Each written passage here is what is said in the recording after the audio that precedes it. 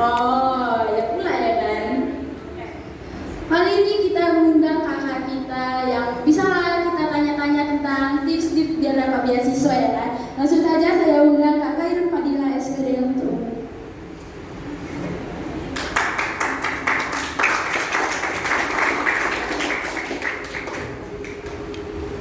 Assalamualaikum warahmatullahi wabarakatuh dan selamat siang semua adik-adik. Masih semangat nih kan? Oke, sebelumnya perkenalkan nama kakak Khairul Fadila. Kalian bisa panggil kakak Fadila. Nah, sebelumnya kan juga sudah ada teman-teman kakak yang memaparkan pengalaman-pengalamannya lah mengenai bagaimana selama dia kuliah dan setelah kuliah pengalaman mereka seperti apa. Dan di sini kakak juga sedikit ingin berbagi pengalaman kakak yang mengenai PPG Prajabatan. Ada yang tahu apa itu PPG Prajabatan? Belum tahu ya, masih pada maba. Nah, sebelumnya kakak mau cerita dulu. Kakak ini lahir di Medan dan besar di Medan, juga kuliahnya pun di Medan. Masuk ke Unimed ini dari jalur SBMPTN. Jadi di pilihan pertama itu kakak memilih memang pendidikan kimia dan kedua pendidikan biologi. Jadi memang nggak mau kemana-mana, maunya di kemipaan semua gitu kan. Kemudian untuk bilingual ini sendiri sebenarnya ini nggak masuk ke pilihan utama kakak. Kenapa kak? Karena sebenarnya itu kakak nggak tertarik sama bahasa Inggris. Jadi nggak tertarik sama bahasa Inggris, tapi orang tua mungkin punya privilege yang orang tua sebenarnya mampu berbahasa Inggris. Jadi dari kecil dulu udah kayak diajak, ayo kita ngomong bahasa Inggris biar bahasa Inggrisnya itu terlatih gitu kan. Kemudian dileskan sejak kecil dari SD, tapi memang bebel mungkin ya. Setelah udah masuk les, cabut nggak fokus di bahasa Inggris gitu. Jadi sempat juga dulu kalau orang kakak masih ada tentang ujian nasional ya. Ujian nasional dulu kan mata pelajarannya itu di matematika, bahasa Indonesia, bahasa Inggris dan yang lainnya itu pilihan. Jadi kakak pilih kimia. Nah di bahasa Inggris ini kakak sampai jujur sama orang tua. Terutama ayah yang bisa bahasa Inggris kan. Sama ayah bilang, bah kayaknya Dila kalau nanti hasil bahasa Inggrisnya rendah gak usah marah ya bang, jangan marah ya, karena memang selama ini Dila dileskan juga memang gak tertarik sama bahasa Inggris. Untuk nilainya memang mampu, cuman mungkin ngerasa kalau bahasa Inggris itu tertanam di otaknya udah sulit, jadi gak pernah ingin belajar bahasa Inggris lebih lanjut gitu, grammar-grammarnya itu gak ingin lah gitu. Kemudian orang tua yang marah gitu, dibilang orang tua, kalau nanti kamu masuk kimia itu pasti nanti banyak berhubungan dengan bahasa Inggris. Gak mungkin kamu akan lepas dari bahasa Inggris. Sampai nanti ke pekerjaan pun pasti kamu akan berhubungan dengan bahasa Inggris, kata orang tua. Sampai saya bilang, gak akan lagi ketemu sama bahasa Inggris, orang gila udah belajar kimia-kimiaan kok gitu. Mungkin karma atau apa kali ya. Jadi pas namanya ada tes yang Menora tadi, tes bilingual dulu memang ada wawancara, tes TBI ya, tetap ikutin aja sebagaimana yang diikutin, semampunya diikutin dan lulus. Itu sebenarnya gak expect kalau lulus karena dijawab semampunya aja. Tetapi di kelas kami dulu itu sudah dibagi dulu ke kelas reguler. Jadi kami seminggu udah masuk ke kelasnya masing-masing, ke reguler, dan setelah itu baru diumumkan siapa-siapa aja yang layak masuk ke bilingual. Dan salah satunya nama Khairul Fadila ini masuk dalam daftar itu. Memberitahu orang tua ya senang kan, orang tua senang karena anaknya ternyata mampu sebenarnya. Orang tua tuh mikir kamu tuh mampu, cuman nggak mau gitu. Kamu mampu tapi nggak mau. Jadi dibalikkan lagi ke saya, kalau mau ambil, kalau enggak. Kan gitu juga ya, ada izin dari orang tua ya. Kemudian saya mikir, ini kalau saya ambil, saya mampu apa enggak? Saya mampu nggak ngejalanin 4 tahun dengan harus tuntutannya harus bisa berbahasa Inggris gitu kan.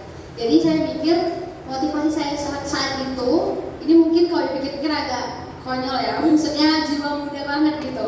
Saya nge-start suatu grup Korea. Nah, jadi dan saya itu aktif di salah satu akun yang memang sering voting.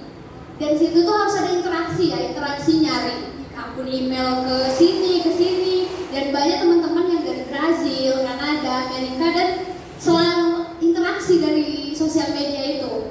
Jadi setiap saya interaksi, saya pikir, selalu saya bilang, sorry for my English, bahasa Inggris saya itu bukan bahasa pertama. Setiap saat saya berinteraksi, saya selalu bilang kayak gitu.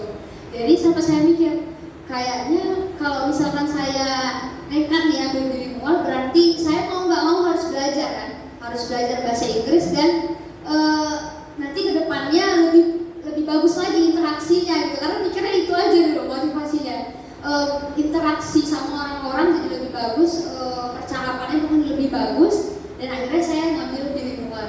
Kalau dibilang berat awalnya ya berat gitu kan, dari yang nggak tertarik sama sekali, tapi harus mau belajar bahasa Inggris. Nah, bersyukur sih saya masuk ke bilingual ini karena yang tadi bilang Memora juga, bilingual ini kan persaudaraannya kuat ya, sangat kuat sekali. Kemudian tugas-tugas kita kan full ya bahasa Inggris, dari CPR, CGR itu semua pakai bahasa Inggris. Mau nggak mau kita tuh jadi terbiasa sama bahasa Inggris gitu. Contohnya aja nih, kalau dalam tugas critical journal review kan, biasanya kita diminta berapa jurnal tuh? Kalau kami dulu 2-3 jurnal. Itu kan pasti ya ditranslate dulu nggak? Dilihat dulu nggak bahasa Indonesianya apa? Makin jelas atau makin bingung? Makin bingung sebenarnya. Jadi dari kita mentranslate itu, kita lihat di jurnal itu bukan sekedar bahasa Inggris yang basic, tapi memang yang bahasa-bahasa ilmiah. Jadi di bilingual ini kita ditempa untuk bukan hanya ngerti bahasa Inggris, tapi ngerti makna-maknanya gitu loh. Nah, mau nggak mau gitu, bisa nggak bisa ya harus bisa. Dan akhirnya memang bisa selesai 4 tahun pendidikan, skripsi pun kan bahasa Inggris juga karena bilingual. Dan untuk pengalaman mengajar, saya dari semester 5 ya sudah menjadi asisten laboratorium. Kemudian semester 7 juga udah mengajar bimbel gitu. Jadi memang dari awal udah visi-misinya memang menjadi pendidik gitu. Gak lain-lain, memang mau jadi pendidik, fokus jadi pendidik. Makanya yang diperbanyak itu hal-hal berkaitan dengan mengajar.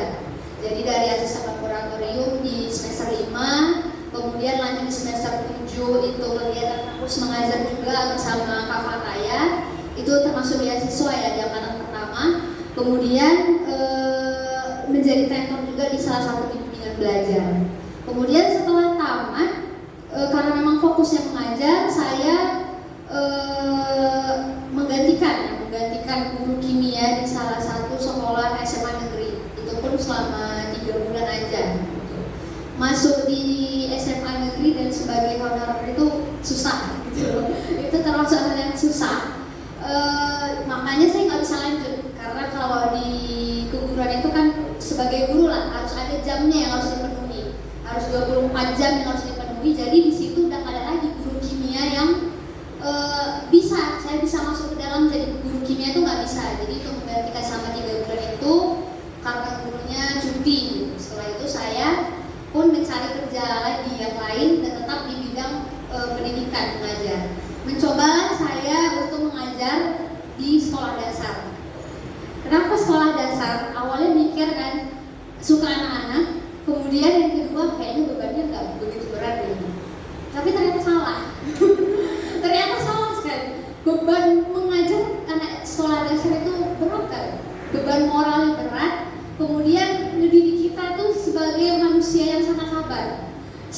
Kita ngadapin 36 anak yang beda karakteristiknya. Kebetulan saya langsung diamanahkan jadi wali kelas. Saat itu mengajar kelas 4, wali kelas dengan kualifikasi harus bisa baca Quran dan bisa berbahasa Inggris gitu. Karena mereka mau wali kelas itu bisa di semua bidang. Jadi saya mengajar semuanya kecuali yang agama.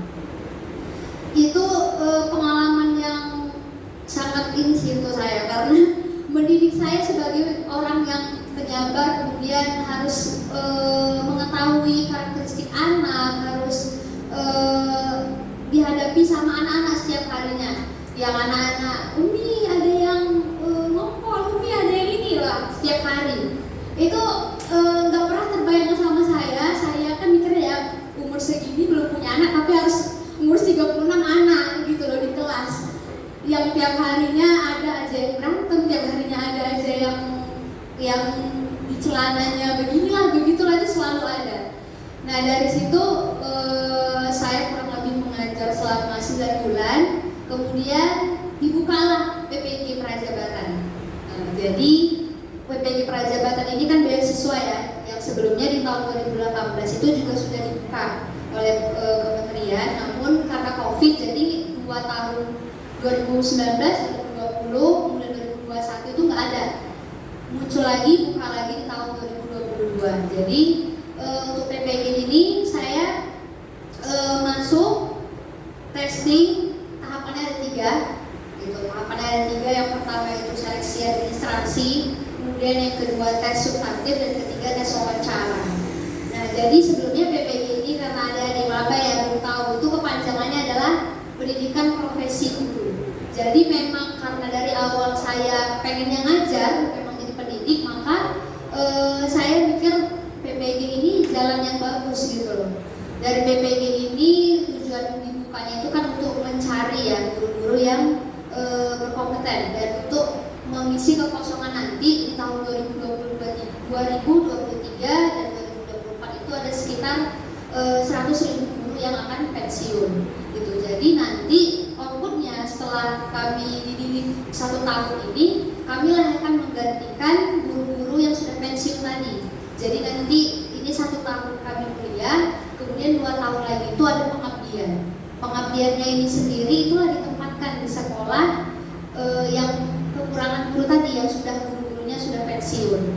Kemudian untuk PPG ini sendiri kan beasiswa ya, tahapannya ada 3 tadi. Tahap pertama administrasi. Administrasi ini buat esai juga. Jadi untuk beasiswa esai ini nggak akan bisa dipisahkan.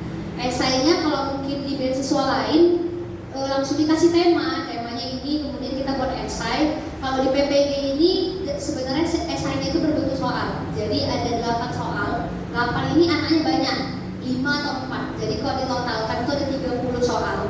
Dan di setiap pertanyaan itu ada minimal kata yang harus kita buat. Jadi paling nggak 150 kata di setiap pertanyaan, dan ada yang mengharuskan 500 kata. Esai ini perlu karena di akhir di wawancara ini menjadi pertanggungjawaban kita. Jadi kan di administrasi buat esai di akhir nanti itu yang akan ditanyakan mereka. Apakah benar itu pengalamannya? Apakah benar itu yang terjadi? Apakah benar yang menulis itu kita? Nah, jadi disitulah esai itu perlu dibuat dengan kejujuran tadi. Kejujuran memang benar-benar pengalaman dari kita, maka itulah dituangkan ke esai tersebut. Yang kedua itu tes substantif. Jadi tes ini tes untuk bidang konten. Bidang konten ini kimia, kemudian tes literasi dan numerasi. Sekarang ini kan lagi digalakkan sekali ya mengenai literasi kan. Karena untuk yang UTBK-nya sekarang namanya SNBT, kalau nggak salah kakak, itu pun untuk kayak mata pelajaran kimia itu udah nggak ada kan. Sebenarnya bukan nggak ada, tapi di literasi itulah diletakkan pelajaran-pelajaran itu. Jadi sekarang yang ada kan matematika, bahasa Indonesia, bahasa Inggris. Literasi itu di bahasa Indonesia, di bahasa Inggris itulah dimasukkan soal-soal yang berkaitan dengan jurusan kita. Kalau kamu jurusan IPA berarti di soal-soal kimia itu dimasukkanlah ke bahasa Inggris tadi, jadi literasi. Nah itu juga lah yang sebenarnya masuk di tes substantif ini. Kalau di kimianya itu ada 70 soal, kemudian literasi numerasi 90 soal, mohon maaf, literasi numerasinya ada 70 soal. Yang untuk kimia ini sendiri soalnya sulit lah ya, karena memang berbasis HOTS, high order thinking skill. Kemudian kalau di literasi numerasi ini memang sudah berbentuk literasi. Contohnya gini, di numerasi ini kita memang biasanya kalau dulu di SBMPTN itu ada ya matematika dasar.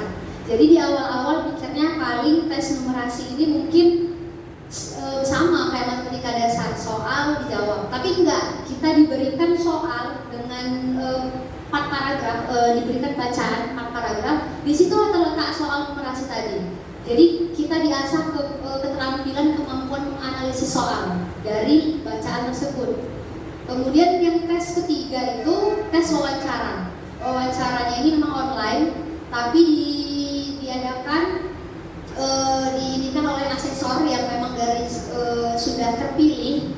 Asesor ini dosen-dosen sudah terpilih, dan pertanyaannya memang yang ditanyakan berkaitan dengan esai yang kita buat. Jadi mau lihat apakah memang benar-benar esai yang kita buat di awal ini adalah esai yang kita sendiri yang buat, memang pengalaman kita sendiri atau enggak gitu.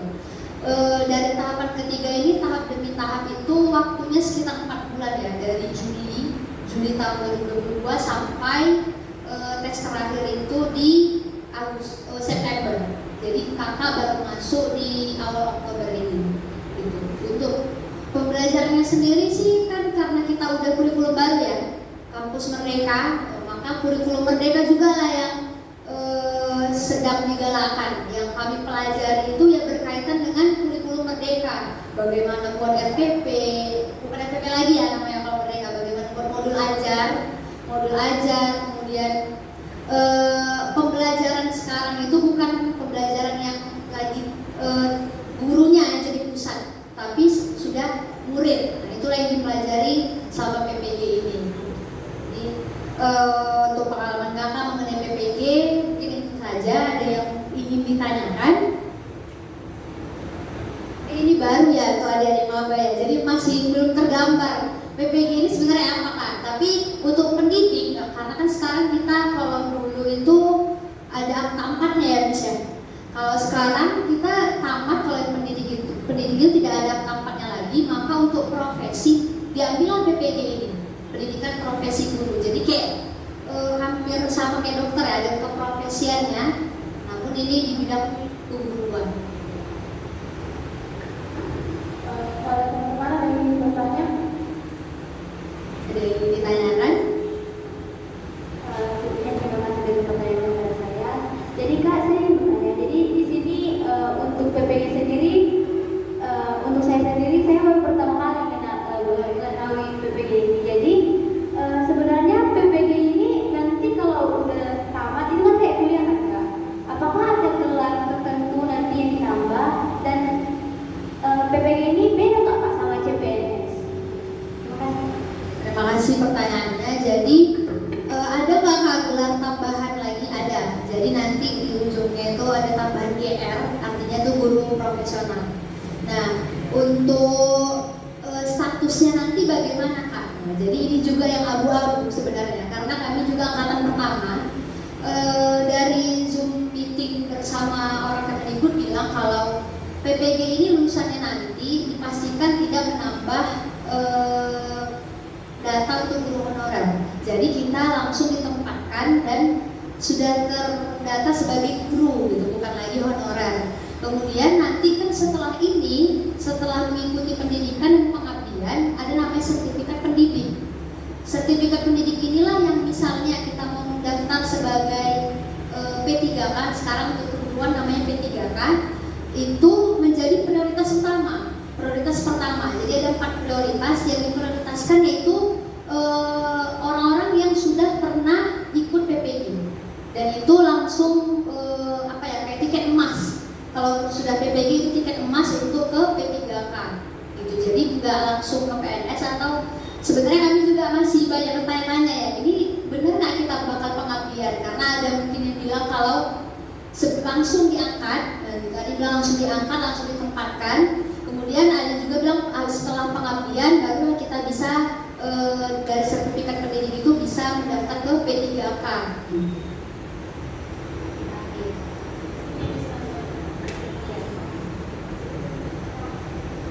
PPG itu udah ada tahun 2012,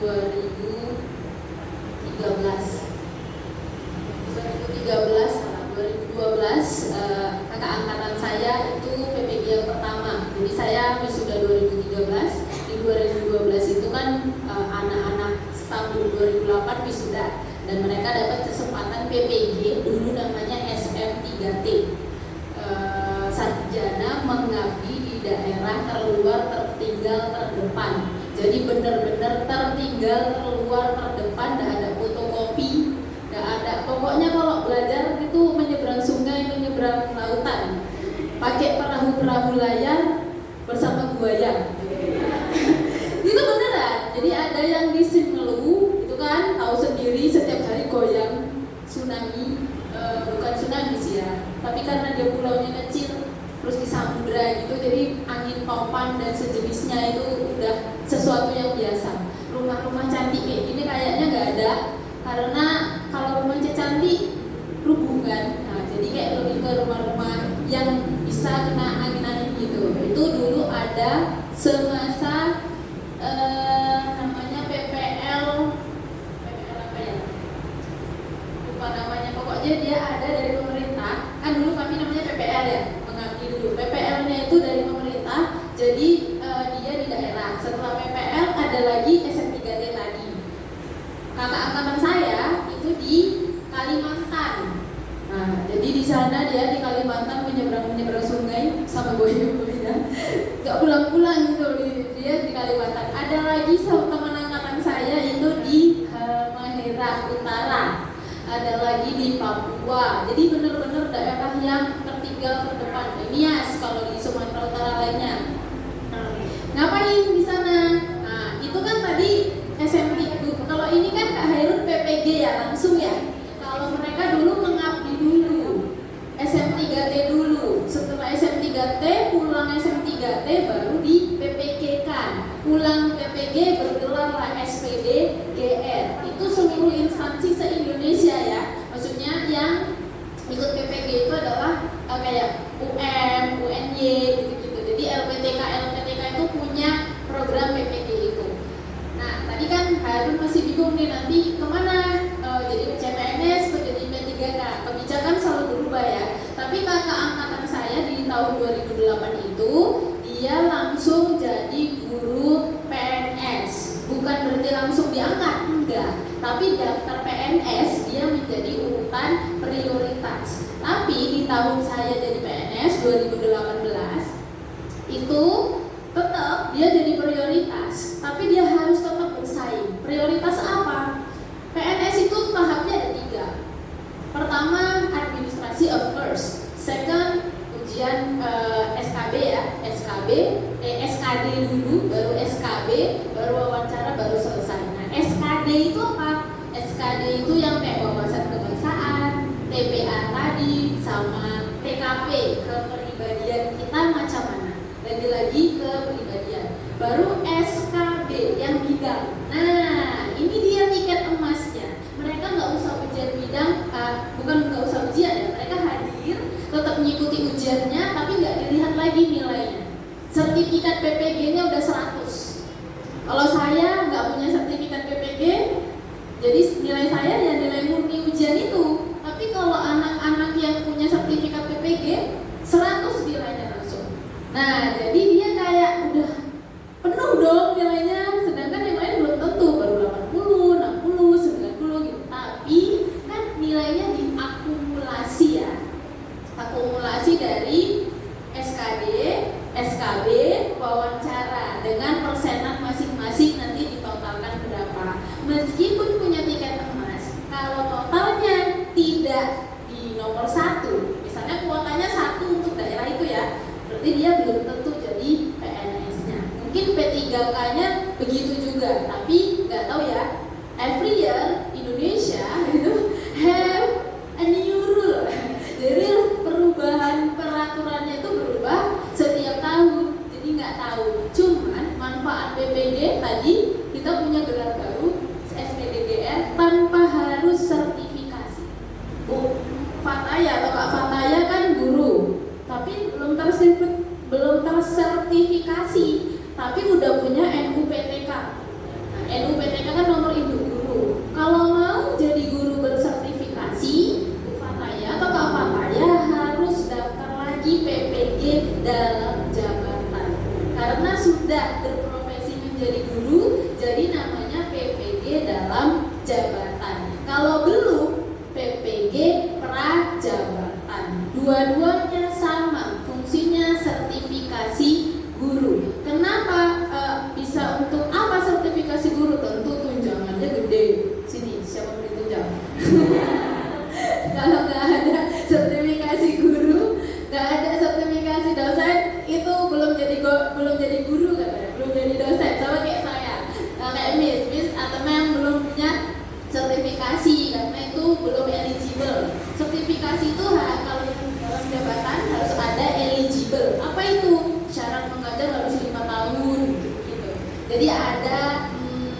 aturan namanya, rulesnya. Jadi syarat mengajar harus 5 tahun, punya ini pengabdiannya itu. Jadi itu ya, jadi PPG udah ada dari zaman kami dulu, tapi namanya berubah. Nah, jadi dulu SM3T dulu mengabdi 1 tahun, baru pulang PPG, baru ada PNS silahkan daftar. Kalau ini dibalik, PPG dulu, baru mengabdi. Setelah mengabdi, dapat sertifikat pendidik. Sedapat sertifikat pendidik, nggak tahu nih, apakah langsung diangkat atau cuma tiket doang, golden ticket doang. Tapi ini adalah informasi yang penting sehingga teman-teman bisa bersiap-siap, kan masih maba. Tadi Kak Hairun bilang ada banyak ujiannya. Kalau dari maba belum bersiap-siap, bisa nggak ngerjain soal ujian yang itu? Nah, karena tadi soalnya 70, 30 kan, HOTS, High Order Thinking Skill.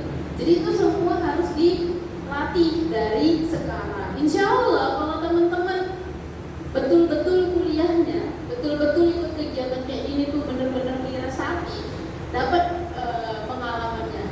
Dari Bang Catur tadi juga isinya perjuangan semua lah isinya. Kak Fataya juga ternyata perjuangan semua, walaupun Kak Fataya lebih mulus daripada Bang Catur, ya kan? Kan beda-beda rezeki orang, ada yang lempeng-lempeng aja.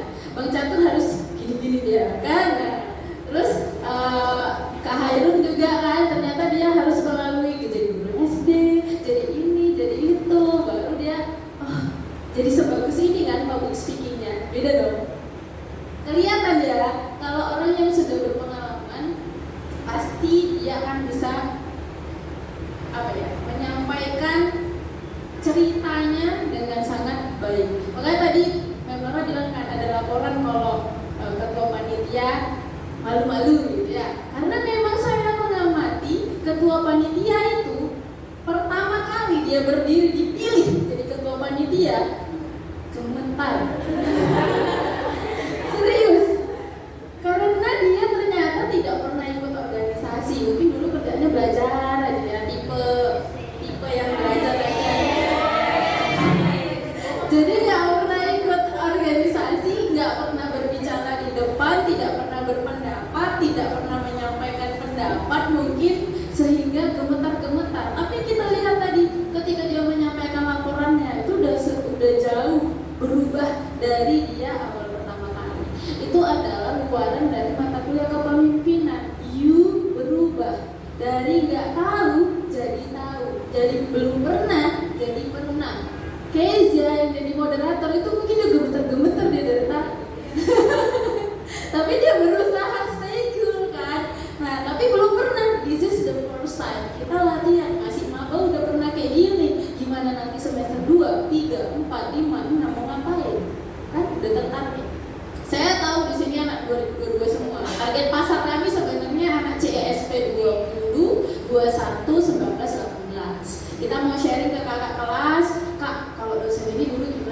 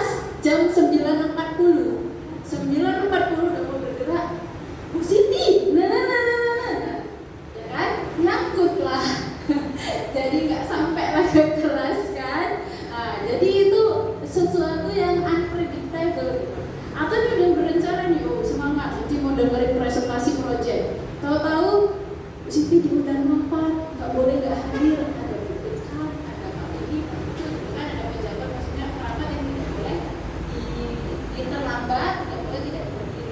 Ya udah, tugas ya, sudah. Kita bukan bermaksud, sebetulnya bukan bermaksud teman-teman dikasih tugas itu enggak, tapi emang ada situasi yang nggak bisa jadi sebagai mahasiswa, student bukan di SMA, student di level mahasiswa harus bisa mandiri everything, nggak bisa tergantung sama dosen. Tapi udah terbukti mereka bisa mandiri, mencatur, Fataya sama Kahayu. Ya, jadi ini tambahan, tapi jadi kemana-mana. Nah gitu ya, kalau ada yang mau ditanya lagi sama Kahayu. Kemudian tambahan sih, Kak memang pilih kan karena kuliah di sini. Ini kebetulan ruangan kelas kami. Ini kebetulan ruangan kelas kami. Memang milih di Unimed, Kak? Enggak. Jadi bukan pemilihan, tapi ditempatkan. Karena ini beasiswa, maka langsung dari Kemendikbud melihat domisili yang terdekat. Nah, jadi domisili kakak memang di Medan dan kimia itu hanya ada di Unimed. Karena di Sumatera Utara itu cuma 5 universitas, itu di WISU, Unimed, Simalungun, UPSU, satu lagi lupa. Jadi untuk yang kimia itu hanya ada di Unimed. Makanya misalnya kan Kak, yang di Unimed ini udah penuh, kan ada kuotanya ya, karena beasiswa itu ada kuotanya. Mungkin satu kelas itu paling banyak 25-30. Misalkan itu kuotanya udah penuh, kita bisa dalam istilah dicampakkan gitu, keluar kota. Jadi ada memang teman-teman juga di Gorontalo juga ada, makanya mereka ngurus lagi supaya bisa dekat di domisili gitu. Itu sih tambahannya. Ada yang ingin ditanyakan lagi? Kalau duit beasiswa ini yang dikasih itu hanya beasiswa untuk pendidikannya aja. Jadi untuk biaya hidup enggak. Makanya lah ditaruh di tempat yang dekat dengan domisili gitu. Makanya yang di jauh-jauh sana boleh untuk ngurus lagi di mana yang domisilinya terdekat, karena memang biayanya kan per semester 8,5.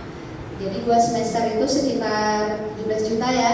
Ditransfer memang ke rekening, tapi numpang lewat aja.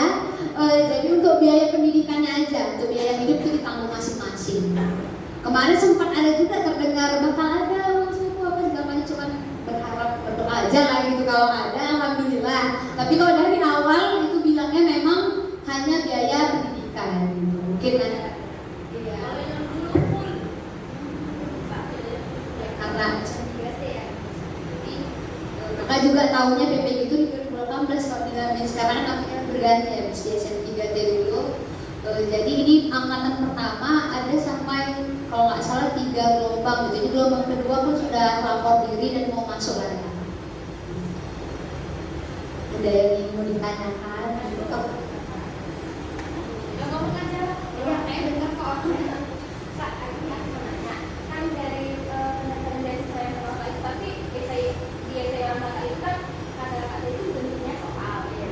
Terus kemudian dari Kak, aku berapa kali kan kalau saya itu satu SMA. Terus kemudian beasiswa itu selalu bersamaan dengan umusannya saya dulu. Terus aku bingung Kak, selalu kalau untuk saya itu selalu kalah terus. Sedangkan memang sih kalau aku kan latar belakang prestasinya itu enggak terlalu seperti itu, prestasinya juga enggak ada.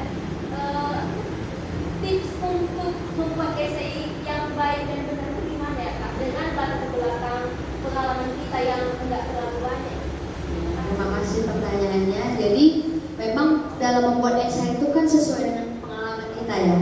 Jadi mungkin karena dia masih maba, isilah kegiatan itu dengan pengalaman-pengalaman yang banyak gitu. Contohnya kayak kakak sendiri, memang karena memang udah dari dulunya memang ingin mengajar, maka dari semester 5 gitu udah daftar ASLEM, kemudian udah ikut mengajar bimbel gitu. Nggak apa-apa, dicoba aja gitu.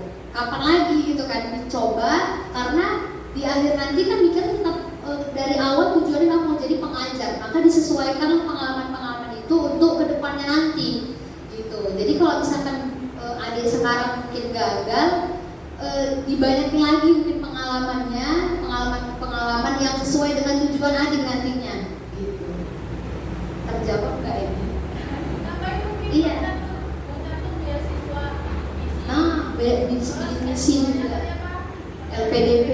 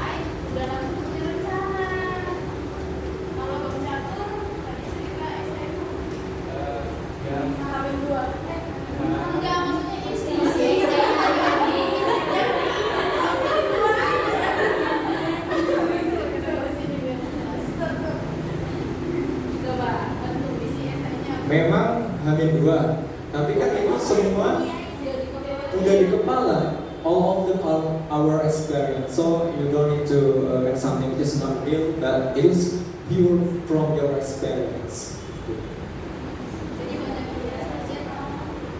Ya aktif-aktif aja selama kuliah, jadi jangan kupu-kupu. Kayak kalau saya dulu kupu-kupu pulang kerja gitu. Ya, jadi ya selama kuliah itu jangan terlalu asik, datang kuliah selesai pulang tugas besok berangkat lagi, jangan begitu. Isilah dengan hal yang bermanfaat, misal LKTI, kemudian ikut PKM ataupun other competition, because there are so many competition during this pandemic, which is you don't have to go directly to the place, but also through online. So it means that you don't need to have like more calls. Jadi manfaatkan itu. Ini juga pernah terjadi sampai gimana ya? Dikirim dari Unimed ke wilayah. Risha tertarik Olimpiade, tanya. Jadi tujuan kegiatan ini sebenarnya kalian bisa nanya-nanya langsung ke abang dulu gimana, kakak itu gimana. Tadinya mau didatangkan 2020, 2021, 2019, 18 itu mau nanya yang kayak gitu, karena di 2020 kita itu ada yang mau Wapres juga kan, tapi dia 2020 semester berapa? 4 atau 5 waktu itu 5 dia udah bisa jadi Mawapres. Kak Fataya waktu itu semester 4 gitu, dan Kak Fataya kan cuma sampai Unimed ya, yang 2020 itu sampai wilayah, tapi di nasional dia kalah. Apa kata Pak Rahmat? Kenapa dia kalah? Karena portofolionya nggak banyak. Portofolio dia itu cuma menang debate, terus sama di situ kita menang Young International Scientific itu di sertifikatnya internasional. Jadi LKTI tapi internasional itu sama saya waktu itu. Terus debate yang banyak, sisanya itu dia nggak ada lagi. Jadi mungkin pengabdian masyarakat itu di kita ya, kita kemarin ada bikin pengabdian masyarakat ke sekolah di Simalungun. Nah itu sama juga sama kita, itu cuman itu kayaknya. Jadi dia belum banyak. Yang nasional itu, yang sampai nasional itu punya portofolio yang banyak. Pernah ini, pernah itu, pernah ini, pernah itu, menang ini, menang itu gitu. Jadi dia itu kalah. Kalau orang-orang bersekolah ini, dia mungkin masih segitu karena dia semester 5. Sedangkan yang ikut di nasional semester 7 kan kalah setahun kan. Jadi that's why mungkin dia sedang dipersiapkan oleh Pak WD3 dengan diikutkan banyak event. Jadi dia jadi pembicara, dia jadi ini,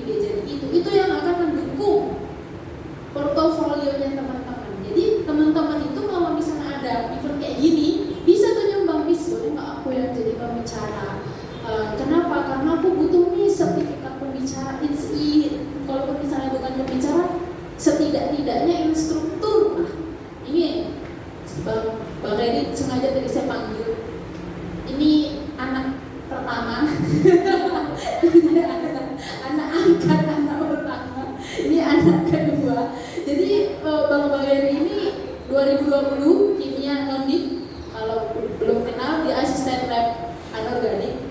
Tahun depan kalian akan sama dia lagi di lab anorganik.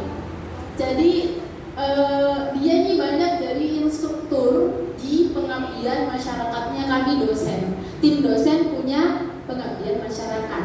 Tim dosen harus mengajak mahasiswa. Nah, karena anak kedua tadi ya, jadi yang dipanggil Bageri, ayo kita pengabdian ke sana. Ayo kita pengabdian ke sana. Gitu. Jadi kita tuh pindah-pindah tempat. Gitu. Setiap tahun itu pasti ada. Setiap dosen ada. Jadi teman-teman, kalau ada yang tadi Memnora bilang anak PA ya, anak kandung, mungkin anak PA-nya Memnora akan memilih ngajak anak PA-nya. Ada juga yang random aja kayak saya, dia nggak PA saya, gitu. Karena dia ikut aja gitu. Bis ayo, bis sana. Ngekor aja jadi anak keduanya tetap ikut.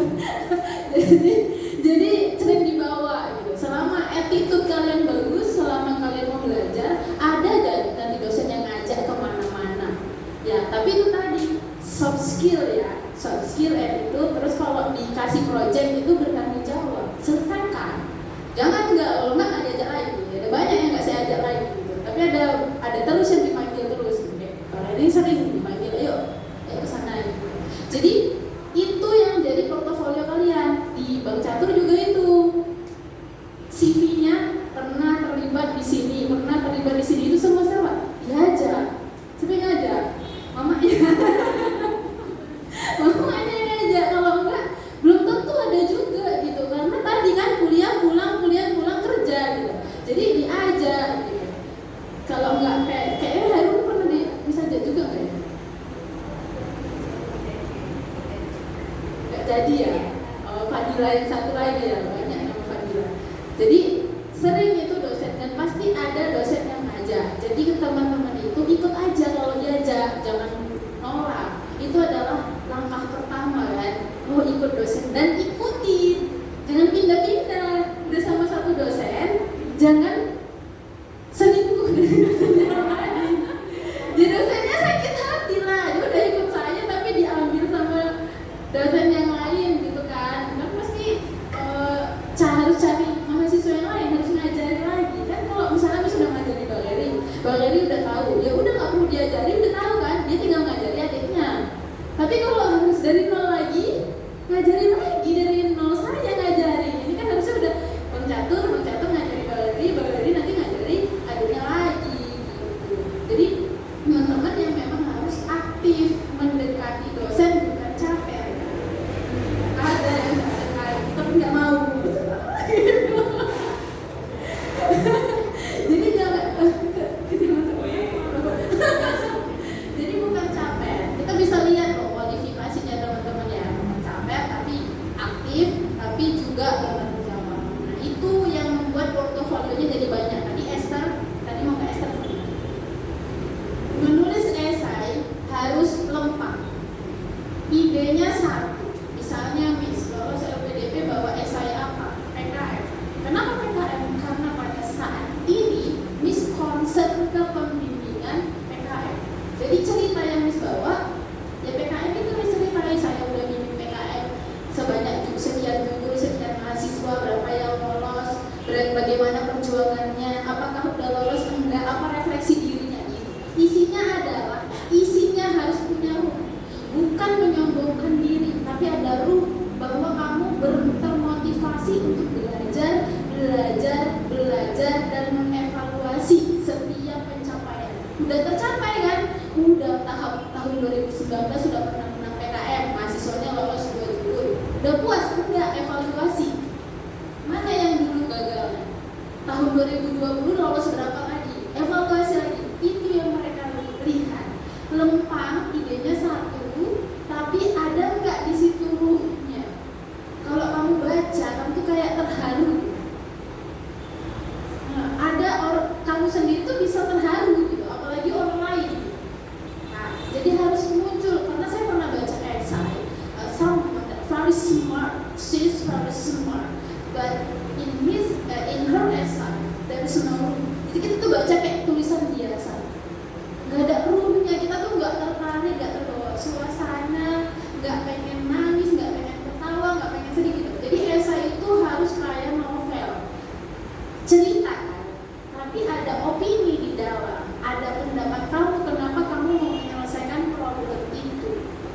Jadi selalu ada satu, oh aku Esther dari mana asalnya?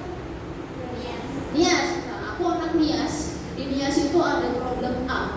Aku mau ngelamar beasiswa ini karena aku mau menyelesaikan problem A di Nias. Caraku menyelesaikan problem A adalah dengan terlibat aktif. Aku ikut di kepanitiaan Chemical Ministry. Aku belajar banyak di sini sebagai sekretaris, yang di situ interpersonal skillku diasah. Bagaimana aku komunikasi tidak hanya dengan teman satu kepanitiaan, tetapi dengan dosen di luar kepanitiaan, dengan dosen pengampu dia, dengan dosen di luar kepanitiaan. Iya, betapa sulit itu kemarin kita komunikasinya. Tapi di situ aku belajar banyak. Tapi itu tidak cukup. Aku ingin belajar lagi. Oleh karena itu aku butuh dibiayai oleh beasiswa ini, karena beasiswa ini adalah beasiswa yang paling bergensi, yang dapat mendukung saya, yang paling cocok dengan kualifikasi saya. Ada ruhnya kan?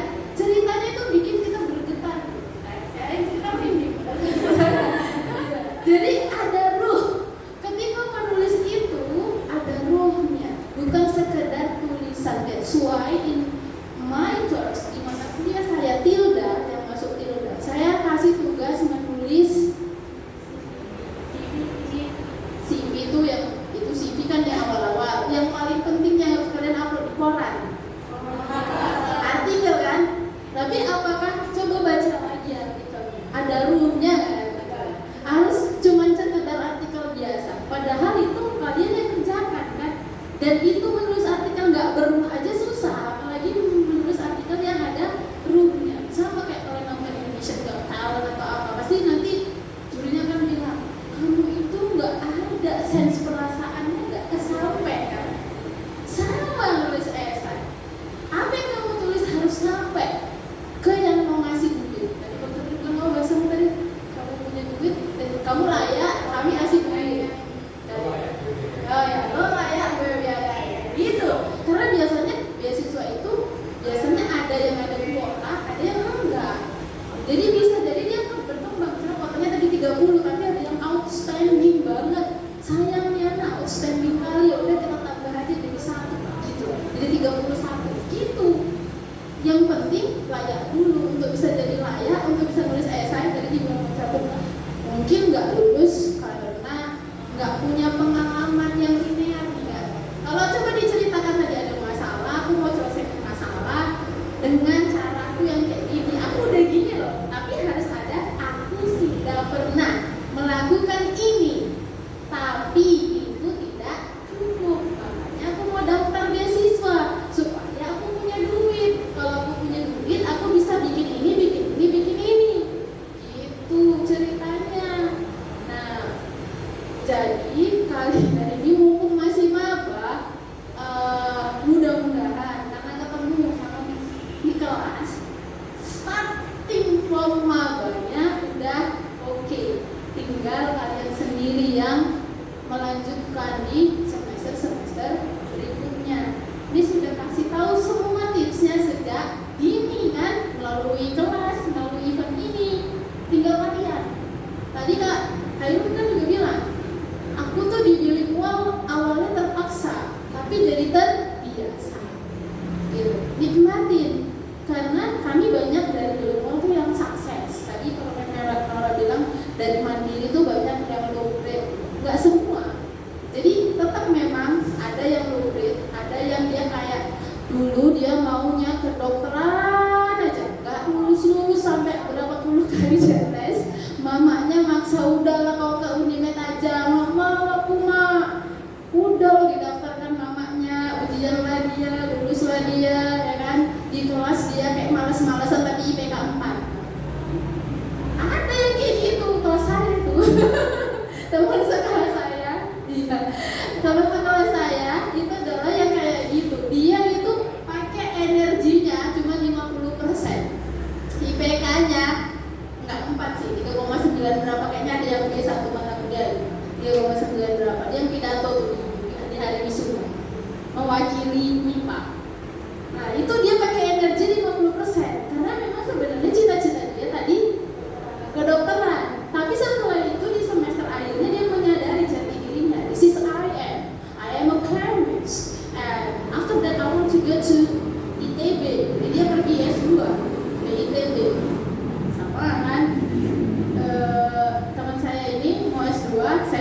kan sounding waktu itu cuma 2, SM3T atau S2. Kalau enggak kamu akan jadi guru biasa aja. Cuma 2 itu dulu sounding yang terdengar di LPTK itu. Jadi beberapa teman SM3T karena kita tidak dikasih kita ke daerah yang ada boyo-boyo kan, mama nggak tega, jadi kita sounding juga ke mama. Kalau gitu S2 lah rumah, gitu kan, sounding dulu. Pasti nggak langsung dapat izin. Anak Batak, maksudnya anak Medan, orang Batak, anak terakhir, apalagi itu biasanya nggak boleh, ya kan? Nah, jadi banyak itu yang nggak bolehnya anak Medan. Sounding dulu. Kawanku pergi mak ke ITB, aku mau ke UGM Medan. Dia ke ITB, target dia bukan cuma ITB, double degree. Kemana dia? Prancis. Itu pakai energi 100%. IPK S2 dia 4, perfect. Kalau tadi 3,9, itu energinya 50. Di ITB dia kerahkan energinya 100%, dapat IPK 4, dapat double degree ke Prancis. Selesai dapat LPDP tadi beasiswa itu. Tadi double degree-nya beasiswa ya, ke ITB-nya beasiswa, BPPDN calon dosen dulu namanya. Ke S3 lagi beasiswa lagi. Jadi sekarang dia udah dokter kandidat. Itu teman sekelas bilingual 2009. Ceritanya lain banyak, cuman karena dia teman dekat, jadi saya tahu dari the most dia titik terendahnya ya tadi nggak mau kuliah di bilingual sampai dia udah jadi PNS, udah dokter kandidat. Jadi semua itu tetap ada perjuangannya. Even orang yang udah pinter banget, tapi dia mengalami titik terendah, nggak tercapai cita-cita awalnya. Tapi dia akhirnya menemukan jati dirinya kembali dan dia udah jadi balik ke dunia kedokteran. Kenapa? Kok bisa? Karena ada biokimia. Biokimia cerita apa? Chemistry about medicine, kan? Chemistry about how to can create molecule that can memusnahkan, menghancurkan virus-virus, DNA, RNA. Jadi dia mainan di situ. Balik kan ke dokter, tapi bukan dokter yang memeriksa orang, tapi di balik layar di laboratorium. Jadi tetap ketemu nanti passionnya karena dia miliknya kimia. Tapi kalau tadi dia milih bahasa Inggris mungkin ceritanya lain ya. Tapi karena dia milihnya kimia dan dia dari jalur mandiri. Kenapa dia mandiri? Bukan karena dia nggak mampu SBM, SNM untuk jurusan kimia ya, karena target dia dulu bukan kimia. Nah, tahu kedokteran pasti saingannya sangat tinggi, sangat besar. Itu jadi motivasi ke teman-teman bahwa banyak orang sukses itu karena bersiap-siap. Tagline terkeren saya adalah bersiap-siap. Ketika kesempatan itu datang, maka keberhasilan akan menggapai. Contohnya Bang Catur. LPDP ikut nggak? Sebenarnya dia udah bersiap-siap. Kami belajar tadi. Be everyday. Voice call, voice note, voice call, WA, Zoom, talking, speaking in English. Ini kawannya, teman berjuang. Dari starting ke Fataya juga, dari coba LPDP tahap 1, ada bercerita dari teman-teman. Kita tuh sebenarnya udah mendengar gini, ini udah starting poinnya, udah dapat, oh aku harus ini, tinggal bersiap. Kesempatan aku udah wisuda, aku udah bisa daftar, lulus, gitu. Tapi kalau misalnya ada kesempatan depan mata udah daftar, aku nggak bisa bahasa Inggris, aku nggak punya ini, aku nggak punya itu, kayak mana? Bisa dapat? Enggak kan? Tuh. Jadi kalau ada dari UPT bahasa, les bahasa Inggris TOEFL, pergi, bukan yang bayar, kan? Yang gratis. Bang Catur, Fataya, kita ada lagi tim kita Kak Nadia tapi di Aceh yang PPG Prajabatan tapi dapat formasi Aceh. Jadi semua mereka punya TOEFL untuk modal masuk beasiswa tadi dari UPT bahasa gratis, nggak bayar sama sekali, gitu. Jadi kesempatan itu ada, tapi siapa yang siap itu yang dapat. Jadi kalau dibilang Miss tapi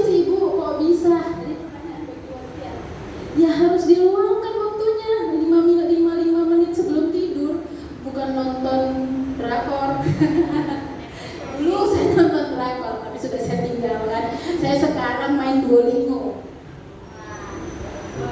Iya, awalnya mau 5 menit, kebablasan 1 jam kan. Apa yang saya pelajari? Watashi wa yoshiko onegaishimasu. Because I want to go to Japan, I should can speak in English. So, Nihonjin apa ya? Nihon hanasemasu. Jadi saya harus bisa bahasa Nihon, bahasa Jepang.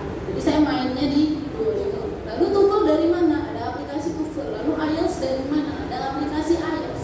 Nah sekarang PR saya sepertinya adalah yang mengalami ujian tiap tahun. Masuk SD, masuk SD nggak ujian. Masuk SMP ujian. Zaman itu ujian. Setelahnya tahun depannya enggak. Kan masuk SMA ujian. Tahun depannya enggak ujian. Jadi saya dapat ujian. Masuk kuliah udah jelas ya, SBM, SNM ujian. Masuk kuliah juga ujian. Masuk S2 maksudnya ada ujian tulisnya. Prodi lain nggak ada ujian tulis. Cuman wawancara gitu kan, ujian tulis. Ini saya mau masuk S3, ada lagi ujian tulisnya. Jadi siap-siap ujian. Nah, untuk bisa sukses itu semua, tentu akumulasi kita berapa tahun saya belajar. 16, 14, sama 5 tahun. Akumulasi dari ini. Please be yourself, just do it, do the best, leave it the rest. Gitu kan. Kalau yang moto barusan itu moto barusan saya. Oke, itu seri tambahan.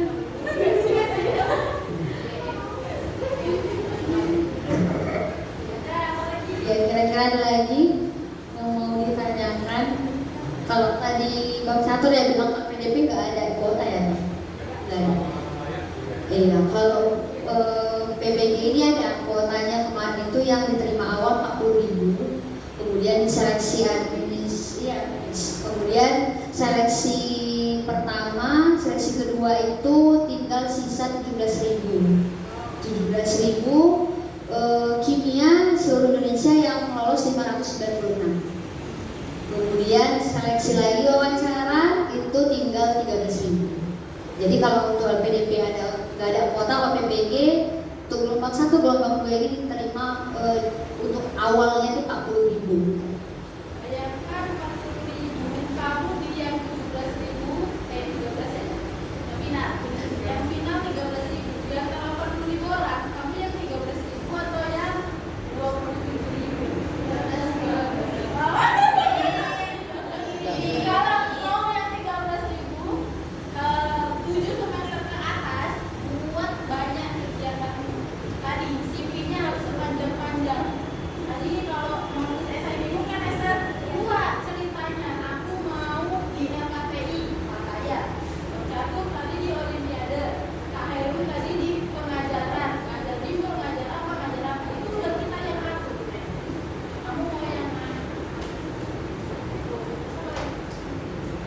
Kuota seperti itu apa lagi ya PBG ini? Ada yang bertanya lagi nggak kira-kira? Jadi yang paling banyak sih Miss PGSD ya diterima sampai 1.000-an. Kalau kimia 590 dan di seluruh Indonesia. Ada lagi yang mau ditanyakan? Miss? Ya.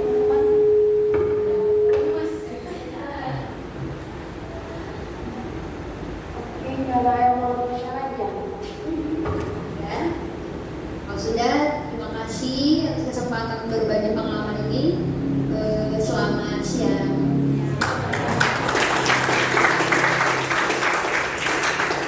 Makasih untuk Kak Khairul Fadila yang udah berbagi cerita tentang tahap-tahap beasiswa PBG-nya, dan juga untuk Mem Siti Rahma yang udah share tambahan motivasinya. Seperti kata Kak Khairul tadi, kalau beasiswa ini kan nggak mudah didapatkan, nulis esainya aja susah. Jadi harus benar-benar punya skill dan pengalaman ya kan. Dari sini kan kita bisa tahu kalau kita pengen sesuatu yang besar itu, pengorbanan itu juga harus lebih besar. Sekian session kali ini. Sebelumnya saya ingin minta maaf karena kita nggak bisa melanjutkan game kedua karena udah lewat waktu. Saya kembalikan kepada koordinator game untuk lanjutkannya.